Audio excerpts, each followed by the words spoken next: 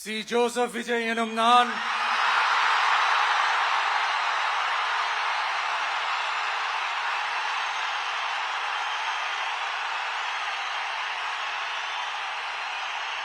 சட்டப்படி அமைக்கப்பெற்ற இந்திய அரசியல் அமைப்பின்பால் உண்மையான நம்பிக்கையும் மாறா பற்றும் கொண்டிருப்பேன் என்றும்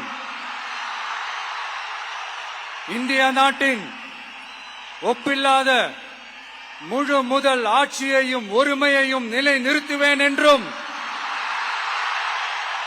தமிழ்நாட்டு அரசின் முதலமைச்சராக உண்மையாகவும் உளச்சான்றின்படியும் என் கடமைகளை நிறைவேற்றுவேன் என்றும் அரசியல் அமைப்பிற்கும் சட்டத்திற்கும் இணங்க அச்சமும் ஒருதலை சார்பும் இன்றி விருப்பு வெறுப்பை விலக்கி பலதரப்பட்ட மக்கள் அனைவருக்கும் நேர்மையானதை செய்வேன் என்றும் ஆண்டவன் மீது ஆணையிட்டு உறுதிமொழிகிறேன்.